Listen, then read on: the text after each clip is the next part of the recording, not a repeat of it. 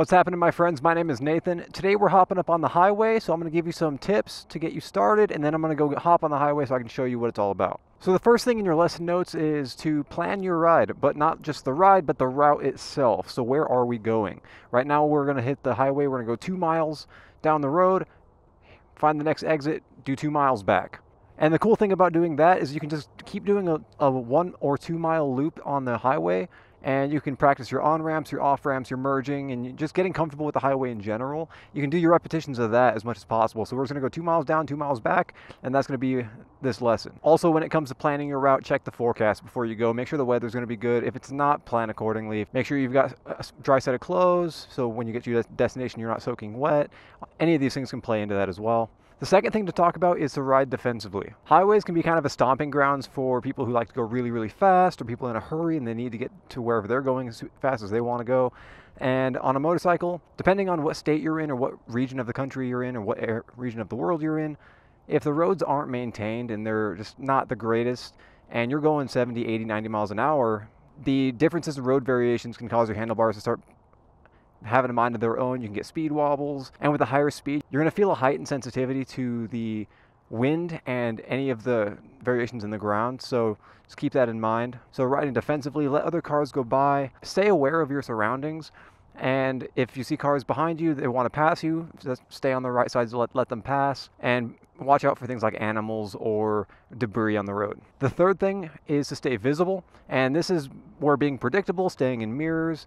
If you can see the driver through their mirror, they have a better chance of seeing you. Riding close to the edge, so lane position 1 of your lane, and that way cars can see around the car in front of them and see you off to the side a little bit.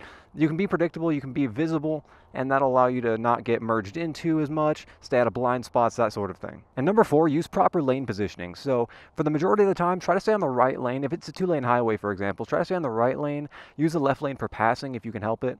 Otherwise, you're going to get pushed around by the other bigger vehicles out there, and you're going to risk things like becoming in people's blind spots, putting yourself in dangerous situations.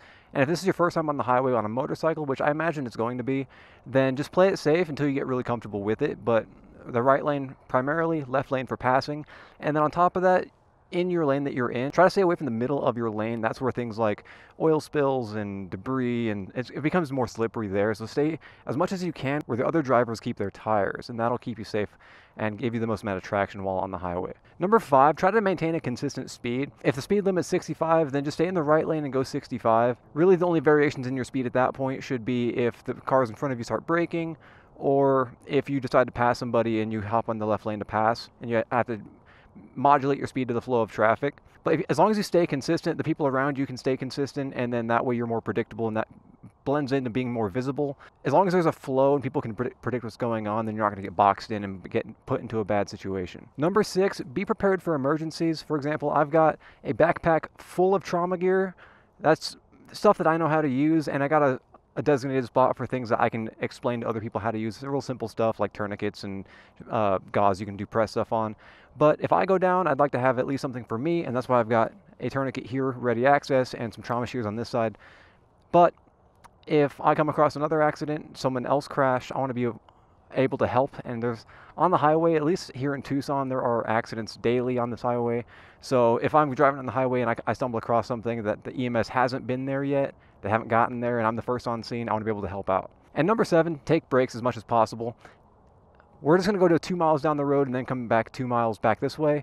So we're not going to need to take a break for this short of a trip, but if you're on the highway for 30 minutes, an hour, 2 hours on the highway, make sure you take frequent breaks. I know I've got back problems and shoulder problems, so carrying a backpack on my left shoulder starts to bother me after about 30 minutes. That's why I need to take breaks on the highway.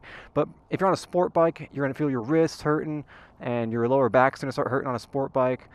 And other bikes have their different nuances that can play into your body style and what issues you've got going on. If you're perfectly fine going 2 hours on the highway, I'm not going to tell you not to, but do keep in mind there are things like fatigue that can mess with how quickly you can focus. Highway hypnosis is a thing. Word to the wise on that one. If you can take a break every 30 minutes to an hour, just like 5 minutes, and stretch, hydrate while you're there, that'll help you out in the long run. So that was the 7 things I wanted to go over real quick. Now what we're going to do is we're going to transition. We're going to get to the base of the highway, and just keep in mind where my lane position is going to be. as I'm on-ramping, and my consistent speed, my acceleration as I get to the speed of traffic, the merge, and pay attention to where my line is, where my tires are, where my vision's going. It's going to be a little loud, so I might not talk too much once we get to the highway, so just pay attention to those things I mentioned, where my tires are, where my vision's going, my acceleration, how I keep a space cushion around me, and how I stay visible. Those are the biggest things to me, is the space cushion around me, and me being visible, and the line of sight that I can keep in front of me. So let's hop over there real quick. Take what I'm about to show you with a grain of salt, because every road's a little different depending on where you're at, so your roads might not look identically to mine. But the idea and the fundamentals remain the same. So pretty much, we're gonna straighten out here, we're gonna get some speed. This is the on-ramp that a lot of people will get a lot of speed really quickly, and then it'll sharpen up at the end to make you merge. Now, what I'm doing now is I'm just gonna accelerate at a consistent speed, keeping up with the cars in front of me. There we go, I got the merge. So I'm gonna turn my blinker on. We're gonna double check. This car is going to have a hard time letting us in. There we go, I got it. So this is about the busiest the highway can get with a 2-lane road. And the merge that we just did, it can seem pretty scary whenever you are first doing that, trying to get people to let you in.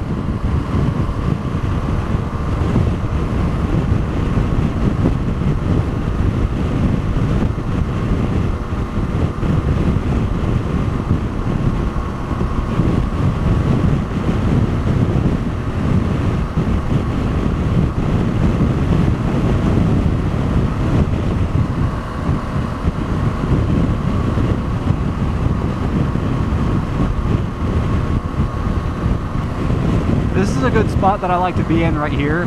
We're a good distance away from the semi-truck in front of me. It gives people the option to merge in front of me if they want to without cutting me off. And it gives me a good line of sight. I get good vision there. I feel good about that position. But now we're going to go ahead and exit. So our sign up here is saying there are 2 lanes to exit. We're going to want to turn left at the top of here. So I'm going to exit here. Whenever I find a moment I can switch lanes, I'm going to hop over here to the left. There's a white car in front of me. Here we go. The blinker on. We're going to move over. And this is where you can start downshifting and using the engine braking to slow you down. Right now we're in 4th gear. We're going to come up here, engine braking still. 3rd gear. Now we're going to apply some brakes as we come up here, because we don't want to hit this too fast, because the pavement changed from asphalt to this concrete stuff, and it feels different on the tires. I don't trust it as much. So this intersection is called a divergent diamond, and this is relatively new for our area. A lot of other places have gotten them first, but this is the only one that I've seen in the city, or at least my part of the city. More often than not, you're going to come from an off-ramp, and it's just going to be a left or a right turn afterwards. Sometimes you'll have a straight through so you can get to another frontage road. But this divergent diamond's fun. I like it. Just follow the arrows, follow the other cars around you if you don't know how to navigate those kind of things. Now, I'm going to come up here and I'm going to U-turn so that we can get back on the highway and then go back the 2 miles back to where we came. And this is going to be, so what I'm going to demonstrate now is as if you were approaching a interstate and you had to do a right turn onto it. So we're approaching this, we're going to keep a calm head, our blinkers on, and we're going to merge into traffic here if we can help it. Yep, they're not going, we're good. Now, as quickly as I can, I'm going to try to get to the left lane of this merge lane here. And then we're just going to merge onto the I-10 the same way that we did. We're just going to be consistent on the throttle, really smooth. We're not accelerating super hard. And we're gripping the tanks with our thighs, bracing for the wind. And there's all of our wind that we're getting. It's going to get really loud. My blinker's going to come on, and I'm going to try to merge behind this white car. There they go. They're letting us in. And we are good.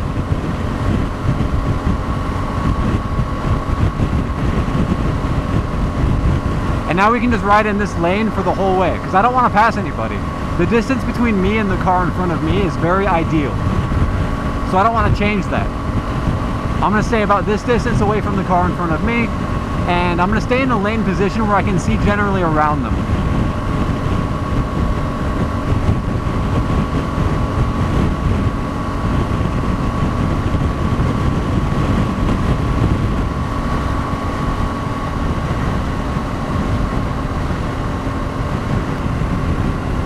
And here's our exit. We're going to go ahead and blinker on. Let everybody know I'm going to start my downshift process here, because on this off ramp you can see the curve, it tightens up right here, so I want to drop my speed down to about 45 before I even come up to this corner, because now this is more like a technical road for this very brief corner that we just did. You don't want to take those super fast, so I want to start lowering my speed